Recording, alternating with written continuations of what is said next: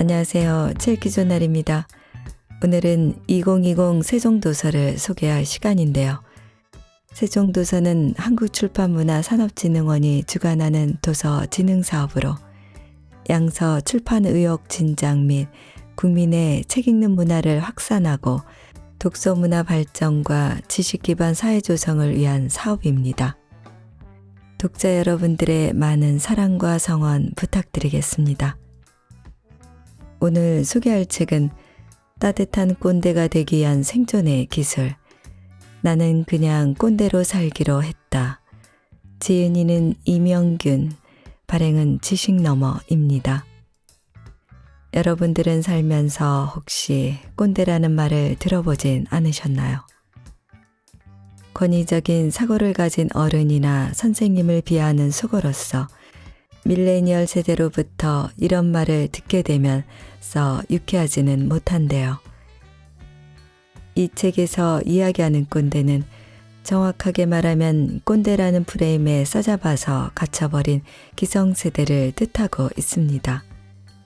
혹시 자신이 꼰대처럼 보이지 않을까 걱정하며 해야 할 말도 하지 못하는 사람들에게 저자는 꼰대가 되면 어때?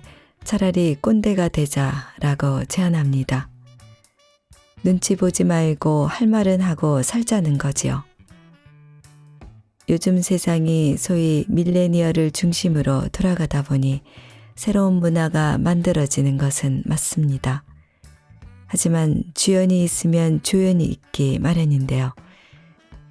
그 안에서 기성세대는 조연으로 남지 못하고 꼰대라는 이름의 적으로 묘사되곤 하죠.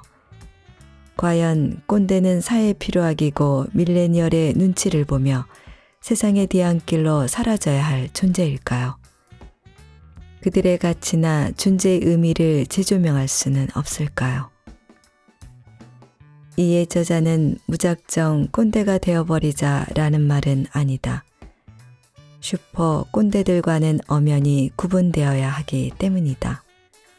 할 말을 하되 상대를 배려하고 필요한 의견을 수용하며 내가 내뱉은 말에 대한 영향을 고려하는 인간미 넘치는 따뜻한 꼰대가 되자고 말하고 있습니다. 유행을 창조하는 것은 네트로가 아닌 뉴트로다. 옛것의 가치에 요즘 것의 새로움을 더한 뉴트로처럼 새로운 꼰대가 되어보자는 제안인 것입니다. 저자는 꼰대가 되는 것을 두려워하지 말고 좀 더 나은 꼰대가 될 수 있는 방법을 찾자. 대한민국에서 꼰대라고 불려도 그래 나 꼰대야 라고 당당하게 말하는 그날이 올 때까지 이 책이 위로와 희망이 되길 바라본다 라고 말하고 있습니다. 자, 그럼 지금부터 잠시 책 속으로 들어가 보겠습니다. 오늘도 책 읽기 좋은 날과 함께 즐거운 시간 되세요. 구독, 좋아요, 알림 설정은 사랑입니다.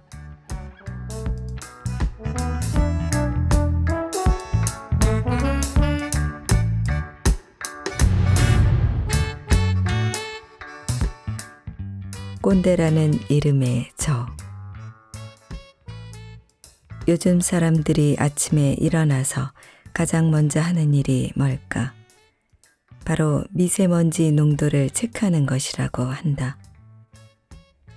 기온을 체크하는 것보다 미세먼지 농도를 확인하는 일이 우선이 되었다고 한다. 미세먼지 농도를 체크하는 일이 화장실을 가고 물을 마시는 것만큼 아침에 중요 일과가 된 것이다. 또 미세먼지는 일상 대화 속에서도 빠지지 않고 등장하는 주제이다. 이는 불과 1, 2년 사이에 벌어진 일이다. 사실 미세먼지는 수십 년 전부터 있었다. 다만 우리의 인식 속에 어떤 개념으로 자리 잡지 못했던 것뿐이다. 그러다 미세먼지가 1급 발암물질로 지정되고 미세먼지 농도를 의무적으로 공표하는 법이 마련되면서 미세먼지는 해롭다는 게 사람들의 인식에 자리 잡았다. 이때부터일까 실제로 미세먼지 농도가 더 나빠진 것도 있겠지만 사람들이 미세먼지에 민감하게 반응하기 시작했다. 각종 매체들도 앞다투어 미세먼지 관련 뉴스를 비중 있게 다루면서 대중을 자극했다. 그러면서 미세먼지에 대한 우리의 불안감도 더욱 커졌다.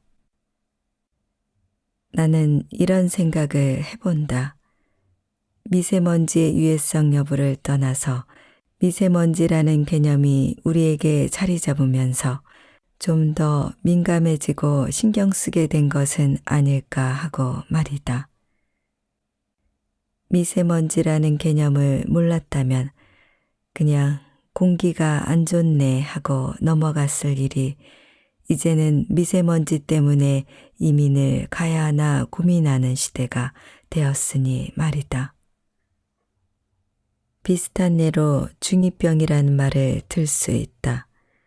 중학생 자녀를 키우는 부모들이 가장 두려워하는 단어이다.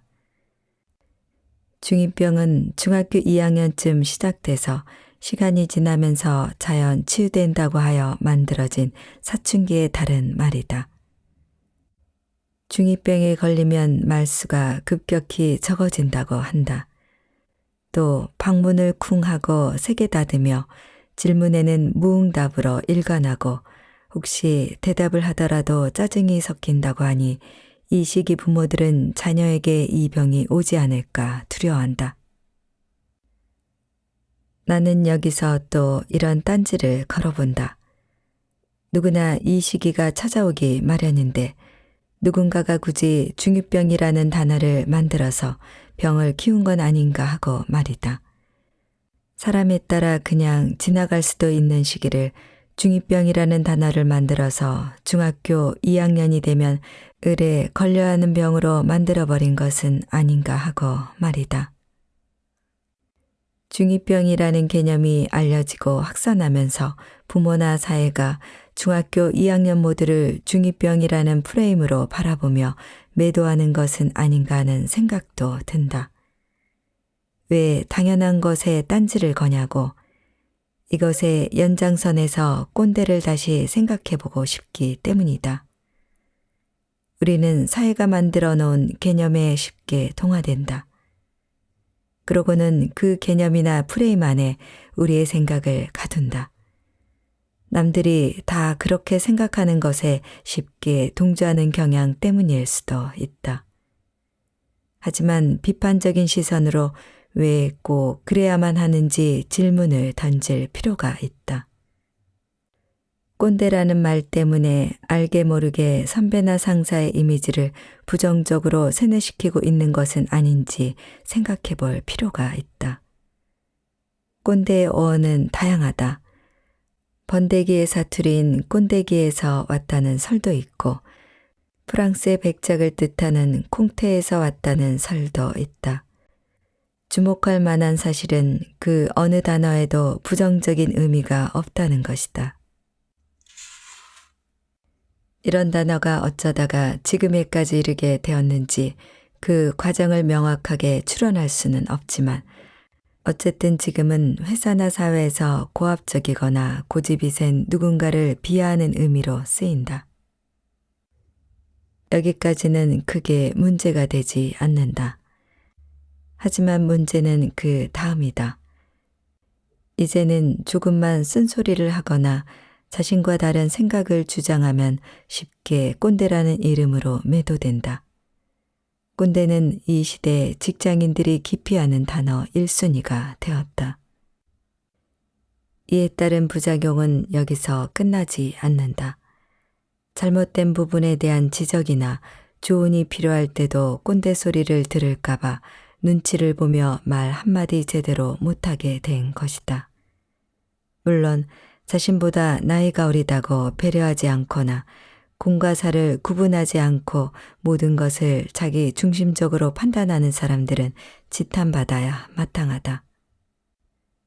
하지만 선배라서, 상사라서, 팀장이라서 그 자리에서 해야 할 말, 필요한 말을 하는 것까지 같은 범주로 싸잡아 비난하는 행동은 피해야 하지 않을까.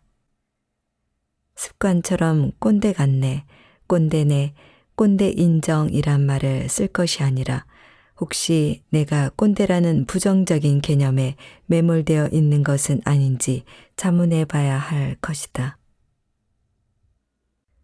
꼰대도 한때는 요즘 것들이었다. 영화 은교를 보면 이런 대사가 나온다. 너희들의 젊음이 너희 노력으로 얻은 상이 아니듯 내 늙음도 내 잘못으로 받은 벌이 아니다. 영화 전체를 관통하는 메시지였다. 나이가 든다는 거, 그리고 그 나이에 맞게 변해간다는 것은 어쩌면 당연한 일인지도 모른다. 꼰대로 불리는 행동도 그 나이 듦에서 생겨나는 자연스러운 과정이 아닐까.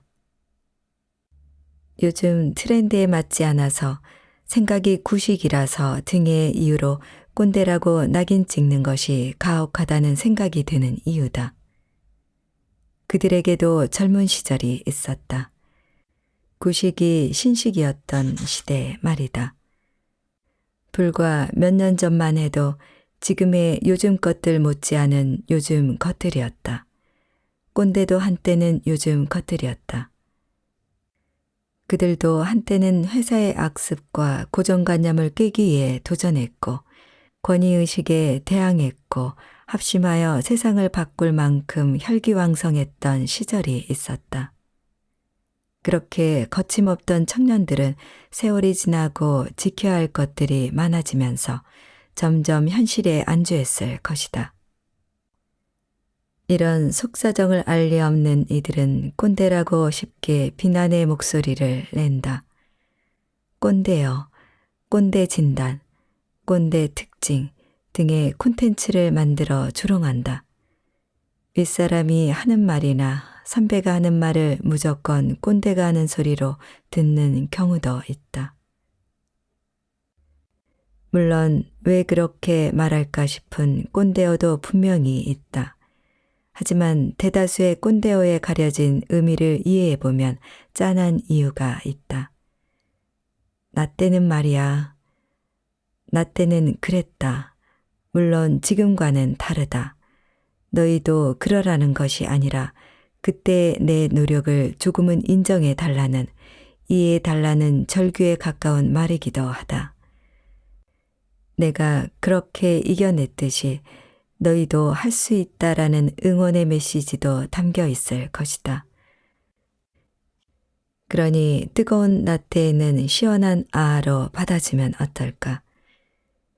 기성세대가 자주 쓰는 라떼는 마리아를 발음이 비슷한 라떼로 풍자하는 것을 보고 아, 그렇구나 하고 동의하는 말을 아이스 아메리카노의 줄임말인 아로 비유해봤다. 팀장, 라떼는 말이야 밤도 새우고 그랬지. 사원, 아, 그러셨구나. 내가 왕년에는 누구나 추억이 있다. 누구나 니즈라고 불릴 만한 시절이 있다. 지금은 아니라는 반증이기도 하다. 그러니 잠깐은 그 얘기를 들어보자.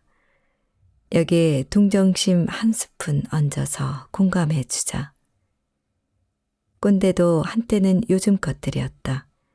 꼰대가 한때 요즘 것들이었다는 말을 뒤집으면 요즘 세대들도 언젠가는 꼰대가 된다. 고로 지금 내가 조롱하는 대상은 미래의 내 모습일 수도 있다. 그 사람의 자리에서 그 사람의 입고 있는 옷을 입어보기 전까지 그 사람의 입장을 100% 이해하지 못한다. 부모가 되기 전까지는 부모의 마음을 알지 못하고 리더가 되기 전까지 리더가 아닌 책임감의 무게를 가늠하기 어렵다. 마음으로 이해하기 어렵다면 머리로라도 이해하기 위해 노력해 보자. 그러다 보면 언젠가 마음에까지 닿지 않을까.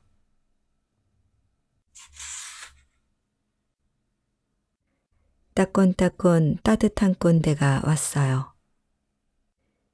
요즘 내 생활을 한마디로 요약하면 팔도 유랑단이다.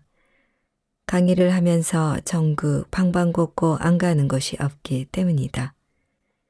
서울에서 머무는 시간이 가장 적을 정도다.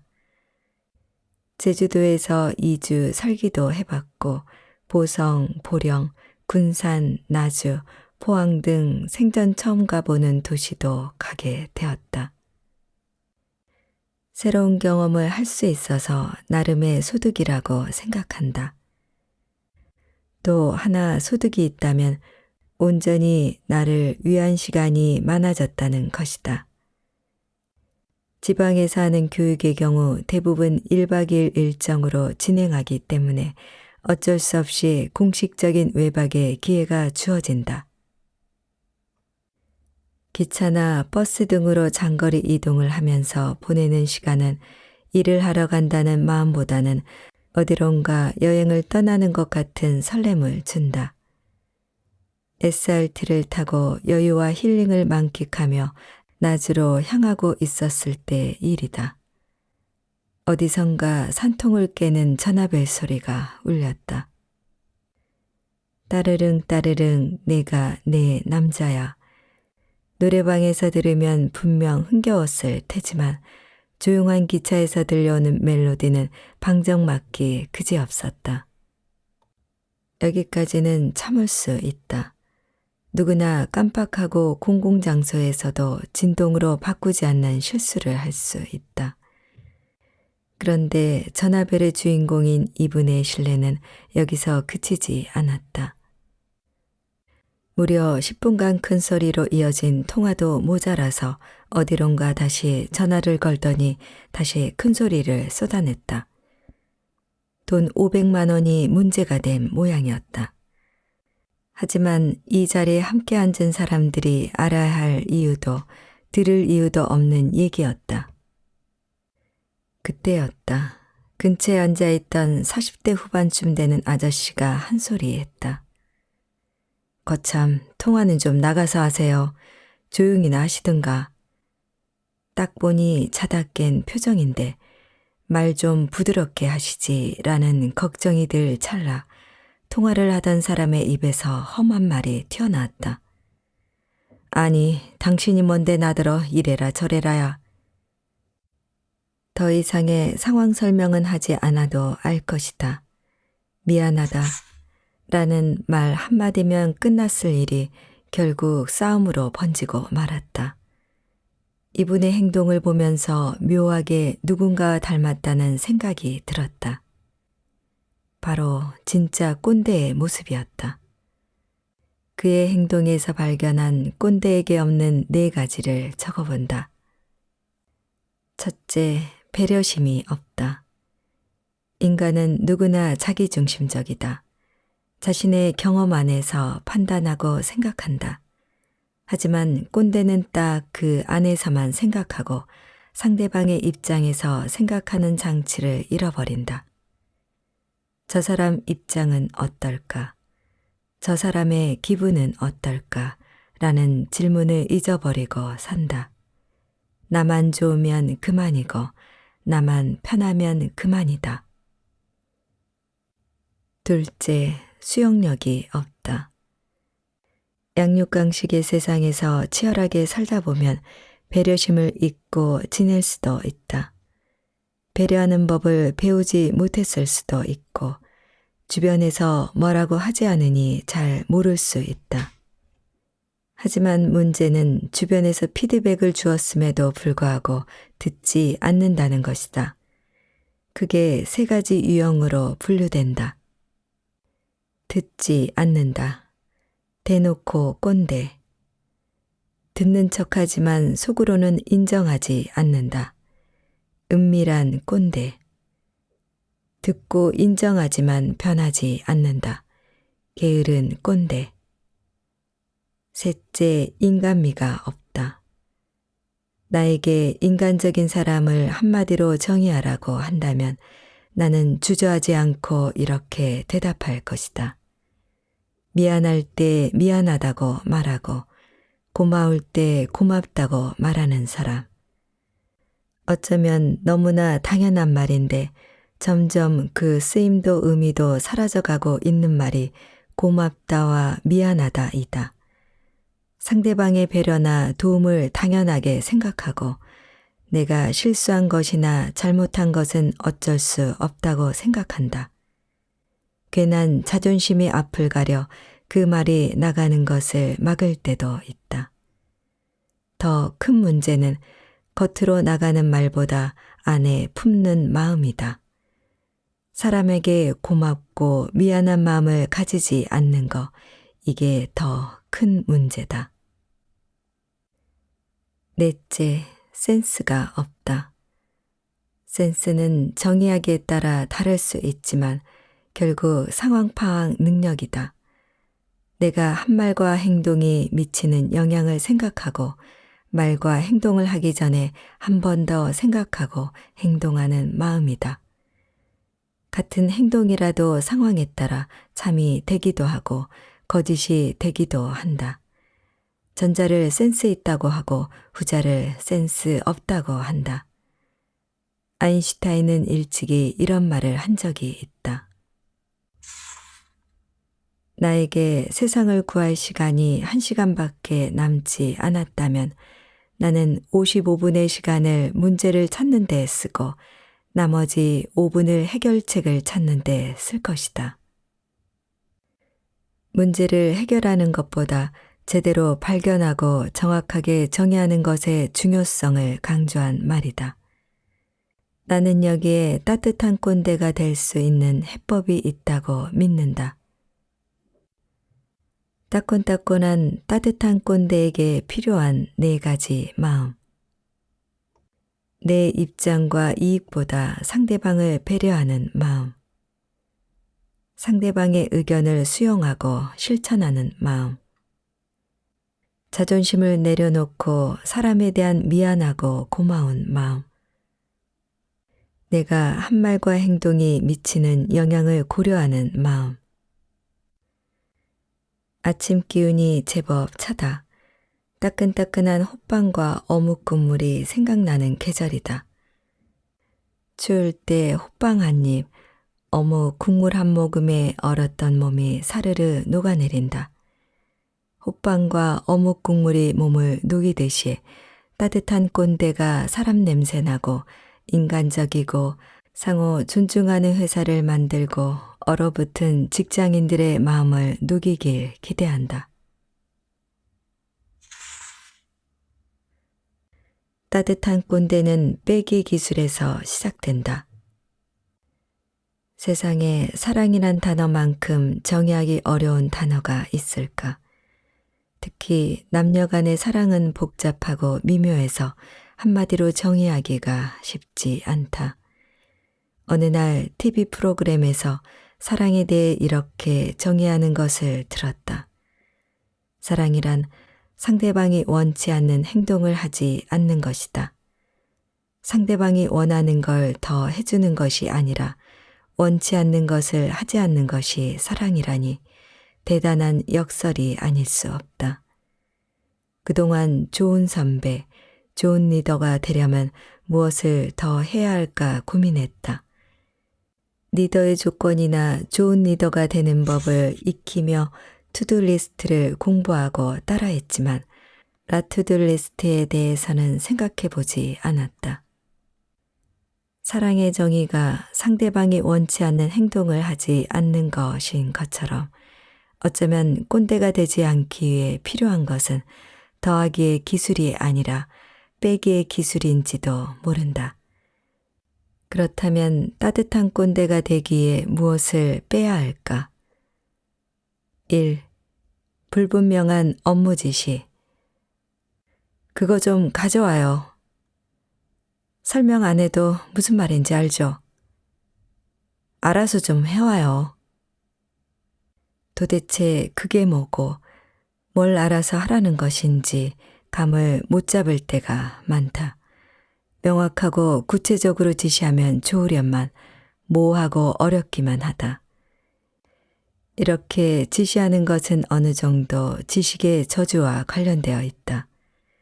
내가 알고 있는 것을 상대방도 알고 있을 것이라는 착각, 묻지 않아도 내 생각과 같을 것이라는 착각 말이다. 재미있는 사례가 있다. 어떤 상사가 장례식장에 가기 전에 직원에게 부의 봉투를 가져다 달라고 했더니 그 지시를 받은 직원이 봉투에 V자를 써서 가져왔다고 한다. 정확하지 못한 지시로 인해 장례식장에서 승리의 부위를 날릴 뻔한 일이 벌어진 것이다.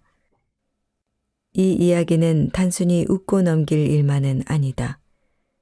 업무 지시는 구체적이고 명확해야 한다. 서로 다른 해석이 가능하거나 오해의 여지가 있으면 안 된다. 극단적으로 이야기해서 업무 지시는 중학생도 알아들을 수 있을 정도로 쉽고 구체적으로 하는 것이 좋다. 업무의 유형에 따라 다를 수도 있지만 아래 세 가지를 정확하게 확인하고 지시하는 것으로 좀 더 나은 결과를 기대할 수 있다. 1. 목적 및 목표. 이 일을 왜 해야 하는지, 일의 수준과 아웃풋 형태를 설명한다. 2. 업무 범주 및 핵심 과제. 그 일이 일의 전체에서 어디에 해당하는지, 구체적으로 무엇을 어떻게 해야 하는지 계략적인 방법을 알려준다. 3. 기대사항 표명. 업무에서 기대하는 바와 언제까지 어떤 형태로 보고해야 하는지 명확하게 지정해 준다. 2. 자꾸 바뀌는 지시 내용. 업무 지시를 불분명하게 하는 것도 문제지만 더 큰 문제는 처음의 지시사항을 중간중간 바꾸는 것이다.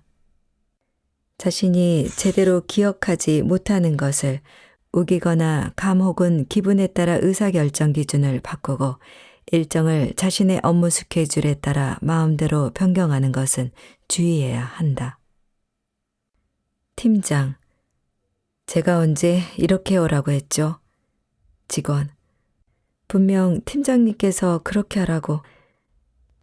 팀장, 김주임, 그 기획안 내일까지 되겠어요? 주임, 그거 다음 주까지라고 말씀하지 않으셨어요? 메모는 일을 지시받는 사람에게만 필요한 것이 아니다. 지시하는 사람도 내가 어떤 일을 어떻게 언제까지 하라고 지시했는지 메모해 두는 습관이 필요하다. 물론 일을 진행하다 보면 변화가 불가피하거나 윗사람의 의견이 개입하는 경우도 있다. 불가피한 경우라면 직원에게 그렇게 된 이유를 알리고 동의를 구하는 편이 좋다.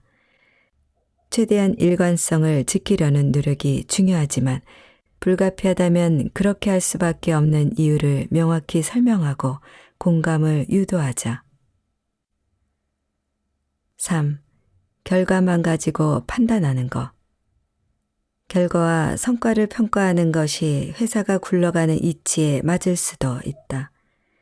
하지만 아직 성장하는 과정에 있는 후배의 일 처리를 눈에 보이는 결과로만 판단한다면 그의 노력과 열정까지 부정하는 꼴이 될 수도 있다.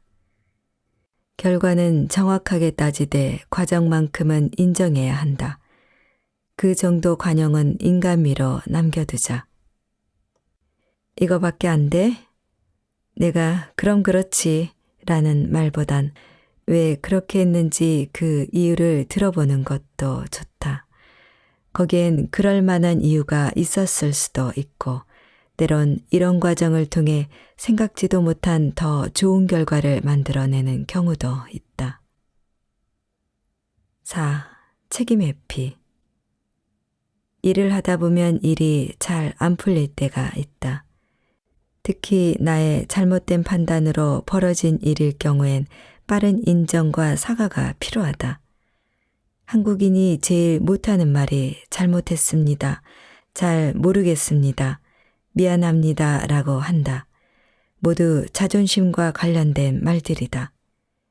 특히 아랫사람 앞에서 체면 구기는 것을 극도로 꺼리는 한국인의 특성상 내가 잘못 지시했네. 내가 잘못 판단했네. 내가 책임질게 등의 말은 입 밖으로 안 나오고 자꾸만 목구멍으로 넘어간다. 잠깐의 부끄러움을 피하고자 평생 욕먹을 짓은 하지 말자.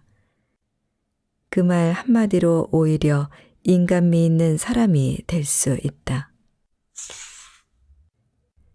드라마 미생에 어른이 된다는 건 자기 입으로 어른이라고 떠들어서 되는 게 아니다.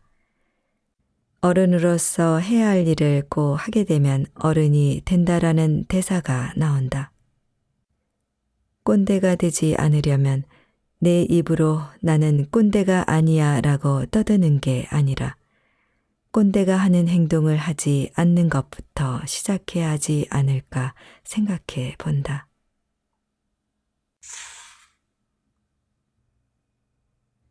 누구나 꼰대가 될 수 있다. 나는 자연인이다 라는 예능 프로그램의 애청자다. 호련히 도시를 떠나 산속에서 여유롭게 살아가는 자연인들의 모습을 보고 있으면 절로 마음이 편안해진다. 방송에서는 2박 3일 동안 산속에서 사는 자연인과 개그맨 이승윤 씨가 함께 생활하는 모습이 그려지는데 그들의 대화도 재미있지만 자연인의 철학도 들을 수 있어서 유익하다. 2012년부터 쭉 이어진 이 프로그램을 이승윤 씨가 처음 맡았을 때만 해도 이 프로그램이 그의 첫 단독 프로그램이었다고 한다. 그만큼 그에게도 이 프로그램에 대한 기대가 컸을 것이다. 하지만 그것도 잠시 이승윤 씨는 첫 촬영을 하고 당장 그만두려 했다. 여러 이유가 있었겠지만 그중 가장 큰 이유는 위생이었다. 자연인들의 생활 방식이 일반적인 도시인인 이승윤 씨의 관점에서는 더러워서 참을 수 없었기 때문이다. 특히 자연인들의 흙 묻은 손이나 손톱이 낀 때를 보고 있으면 비위가 상해 그 손으로 만든 음식을 먹기가 너무 힘들었다고 한다. 솔직히 화면으로 보는 우리도 그런 생각이 드는데 그걸 직접 먹어야 하는 본인은 오죽했겠는가. 어쨌든 방송이고 촬영을 기꺼이 허락한 특별 출연자가 주는 것을 안 먹을 수도 없어서 그는 억지로 먹었다고 한다. 촬영이 끝나고 도시로 돌아갔지만 그의 걱정과는 다르게 배가 아프거나 탈이 난 적은 단 한 번도 없었다. 오히려 도시에서 먹은 햄버거나 짜장면을 먹고 탈이 난 적은 많았다는 것이다. 그러면서 그가 마지막에 한 말이 인상적이었다. 더러운 것은 나였다. 세균이 가득한 스마트폰을 쓰고 온갖 화학 조미료가 가득한 음식을 먹는 내가 더러운 사람이었다. 그동안 무언가가 불편하거나 만족스럽지 않으면 남 탓을 하거나 상황 탓을 했는데 이승윤 씨의 말을 들으니 내 생각이 잘못되었거나 그 원인이 나한테 있을 수도 있다는 깨달음이 이어졌다. 남 탓을 하기 전에 나 자신을 돌아보는 자세가 중요한 것이다. 이승윤 씨가 첫 촬영에서 느꼈던 것처럼 요즘 세대가 마주한 회사라는 공간도 이와 비슷할지도 모르겠다. 생각보다 답답하고 꽉 막혀 있다. 요즘 세대의 관점으로는 이해하기 힘든 것 투성인 공간이다. 특히 상사라는 이름으로 선배라는 이름으로 있는 사람들의 말과 행동이 도무지 이해가 가지 않을 때가 많다.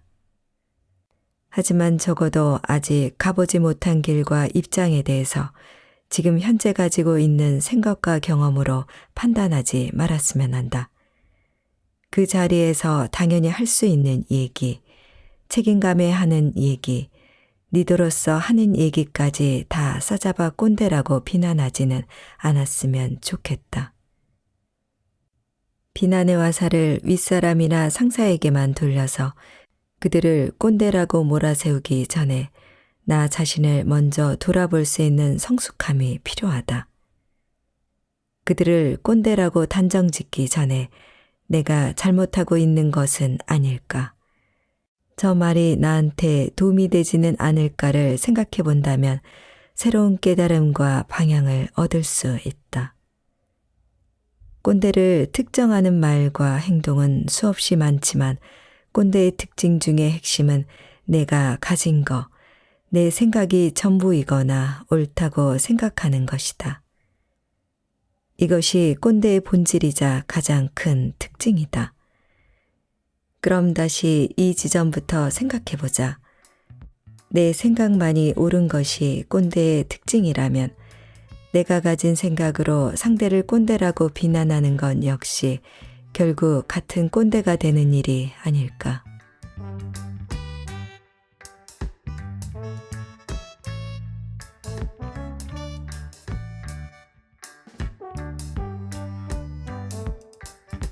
책 읽기 좋은 날 오늘은 나는 그냥 꼰대로 살기로 했다를 보내드렸습니다.